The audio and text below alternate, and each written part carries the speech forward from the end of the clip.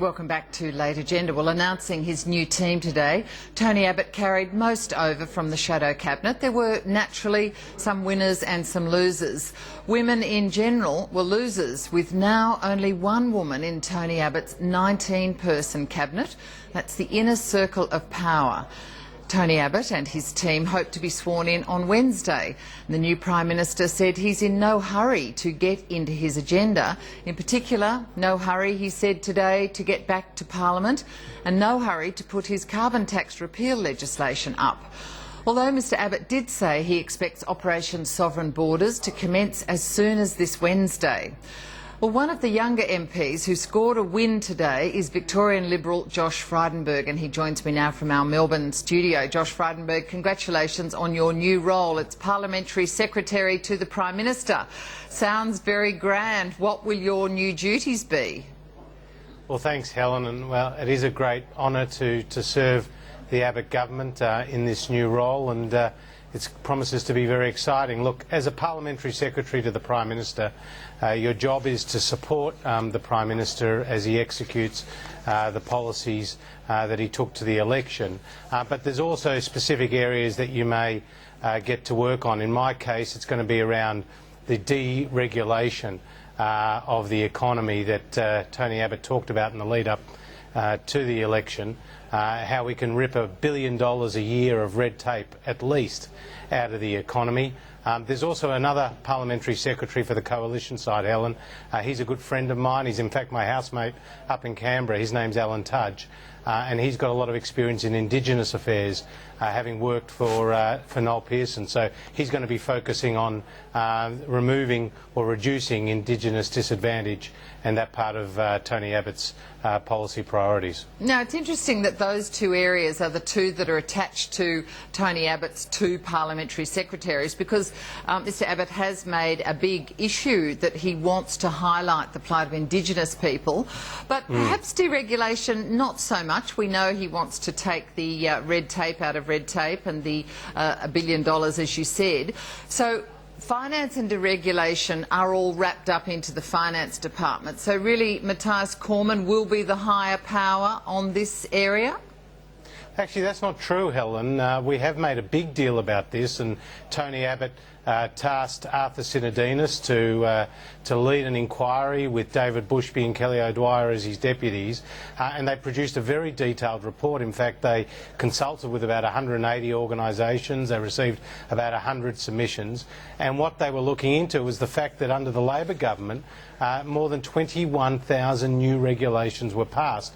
Only 100 plus were repealed, but 21,000 new regulations, and that was crippling big business and small business. So he made a big song and dance in the lead up to the campaign about making this a real priority, and one of the recommendations out of the task force was to remove responsibility for deregulation out of Treasury, so to speak, and into the Department of Prime Minister and Cabinet. And in fact, today I've already had a phone conversation with the head of the Department of Prime Minister and Cabinet about this specific issue. So that responsibility does fall within the Prime Minister's own department, okay, so and therefore it's highly appropriate I deal with it. Yeah, so it is going to have a very much greater focus and emphasis from the PM?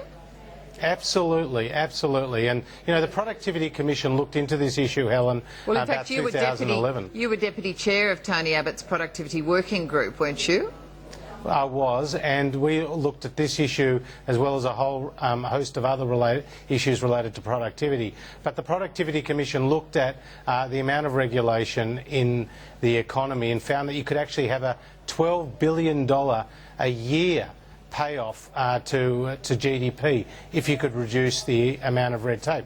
Now, this red tape and green tape is right across every sector, so therefore bringing it in under the Department of Prime Minister and Cabinet is entirely appropriate. And one of the things Tony Abbott's talked about, Helen, is having a one-stop shop for environmental approvals, because right now you have state, local and federal responsibility for environmental approvals, and it's creating an extra layer of red tape and green tape for businesses, and that costs millions of dollars. It delays the process of getting environmental approvals, and ultimately it sends business offshore. So this is going to be a real focus, together with areas like medical research we've talked about, also the paid parental leave scheme, trying to centralise some of that regulation as well. So right, there's Josh, a lot of work to be done here.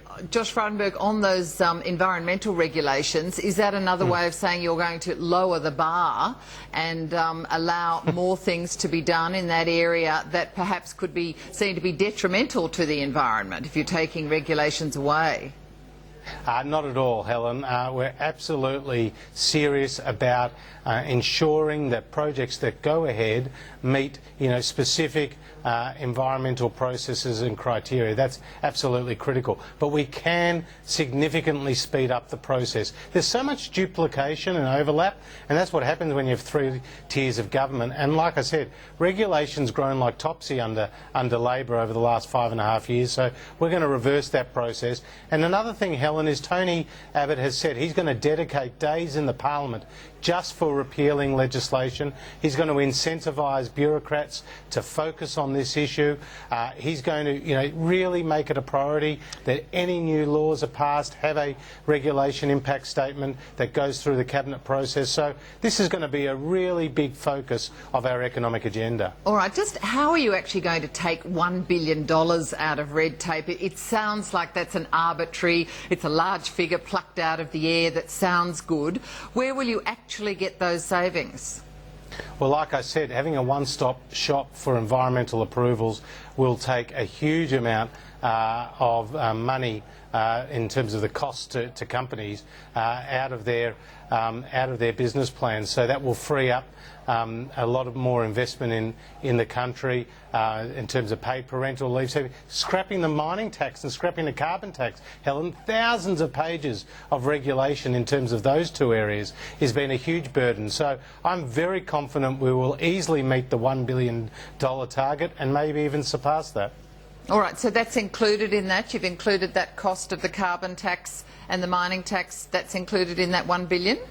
Well, absolutely. I mean, well, yes, we have said scrapping the carbon tax, scrapping the mining tax will produce, a big dividend for the economy in terms of GDP, and as well as reducing the regulation burden. So that's very much a part of our policy in this area. Josh Frydenberg, you got promoted today, but there has been a lot of criticism that so few women have been elevated. In fact, to the cabinet, there's been none. Does that embarrass you? Well, actually, as Tony Abbott said in his press conference today, Helen, that if Sophie Mirabella, and we still hope she can get there, she's only 400 votes behind, if she had been in front at this point, she would have been the Minister for Industry. Yeah, but she's not, and she counted herself out. So does that mean if she wins that seat, he's going to make space for her? No, he's settled his cabinet, but we have the first ever female as the Foreign Minister of Australia, Julie Bishop.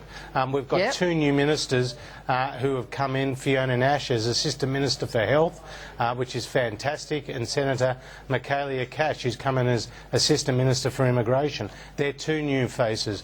So what Tony Abbott has done is he's brought stability to his team, largely carrying over the shadow cabinet into the cabinet that he has, as well as bringing new faces into the outer ministry and some new faces into the parliamentary secretary ranks. And there are a number of top women in our coalition team who I am sure will be promoted very quickly. And Helen, one thing I do want to point out is that the Liberal Party has actually been the party of firsts when it comes to women.